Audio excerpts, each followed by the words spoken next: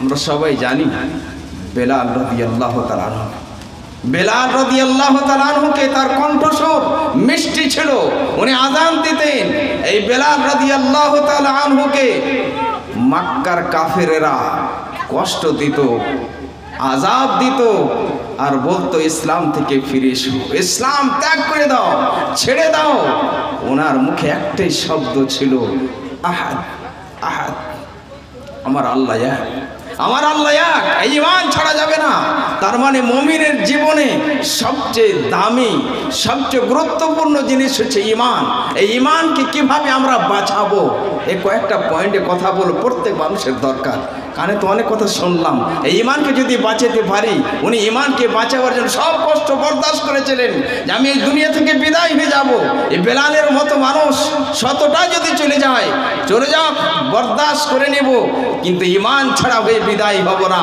আল্লাহ শব্দ যেন আমার মুখে থাকে, আল্লাহু আহাদ আহাদ, এই শব্দ উনি বলছিলেন। তাহলে কিছু কারণ আছে ঈমান নষ্ট হয়ে যায়, শেষ হয়ে যায়। তার আগে ছোট্ট ছোট দুটি কথা। আমরা সফর করি এই দুনিয়া থেকে, দিল্লি যাই, কলকাতা যাই, বোম্বাই যাই, তো কিছু সামান, কিছু খাবার দাওয়ার জিনিস, কিছু টাকা পয়সা পকেটে ভরে নিই। আজকে মোবাইলের জামানা, ব্যাংক ব্যালেন্স সব কিছু আমরা করে রাখি। এটা আমরা সবাই জানি ভালোভাবে, এবং ভালোভাবে জানার পরও ভুলে আছি। শয়তান আমাদের প্রকাশ্য শত্রু, ভুলিয়ে রেখেছে, কিন্তু আসলে আমাকে আপনাকে মনে রাখতে হবে, শয়তান প্রকাশ্য শত্রু ভুলিয়ে রেখেছে। এই দুনিয়া থেকে আমাদের অন্য দুনিয়া সফর করতে হবে। এটা সত্য না?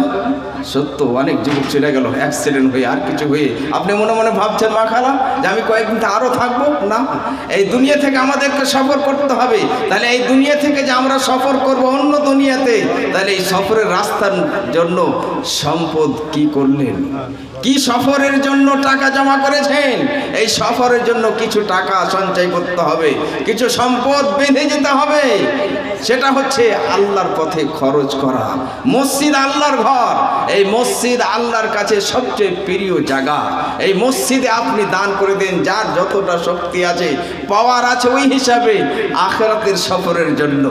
আর একটি হাদিস, এই কথাটা মনে রাখবেন, আল্লাহ তাআলা হাদিসে কুদসিতে আদম আলাইহিস সালামের সন্তানদেরকে ডেকে বলছেন, আনফিক উনফিক আলাইক, সেই মুসলিমের হাদিস, যে তোমরা আল্লাহর পথে খরচ করো, আল্লাহর পথে তোমরা খরচ করো, আমি তোমাদের পথে খরচ করো, তোমাদের জন্য আমি খরচ করবো, আমি দায়িত্ব নিয়ে নিলাম। আল্লাহ গ্যারেন্টি নিচ্ছেন যে তোমরা আমার পথে খরচ করো, আমার রাস্তাতে খরচ করো, মসজিদ বানাতে গিয়ে খরচ করো, ভালো পথে খরচ করো, আমার দায়িত্ব, আমি তোমাদের হেফাজত করবো। আল্লাহু আকবার। মানুষ হেফাজত করতে পারে না কোনো কোনো। আমি হাদিস কোরআন পড়তে যে ভাবি, আর সত্যি এটা যে কোনো আমার সন্তানও হেফাজত করতে পারবে না, আপনার সন্তান আপনার হেফাজত করতে পারবে না, মা বাবা হেফাজত করতে পারবে না, আত্মীয় স্বজন পারবে না। সর্বশক্তিশালী আল্লাহ, হেফাজতকারীওয়ালা আল্লাহ, ওই আল্লাহর সাথে সম্পর্ক গড়িয়ে তুলতে হবে যে আল্লাহ তুমি আমার হেফাজত করিও, ওই আল্লাহ হেফাজত করবে, ওই আল্লাহ হেফাজত করবে। তাহলে যখন ওই আল্লাহ সত্যি আল্লাহ হেফাজত করবে, তাহলে এই অন্তরের সম্পর্ক ওই রবের সাথে হতে হবে। এতে যে একটা মজা আছে, একটা স্বাদ আছে, অন্য কোন জিনিসের স্বাদ নাই। কোনো কোনো সময় হালকা স্বাদ পাচ্ছি গজল শুনে, আর কতগুলো জিনিস আমাদের মাঝে ঢুকে আছে। এই আমাদের কিছু খোরাফাত আমাদেরকে ধীরে ধীরে দূর করতে হবে, দূর করতে হবে, সুন্দর জিনিসের মধ্যে আসতে হবে।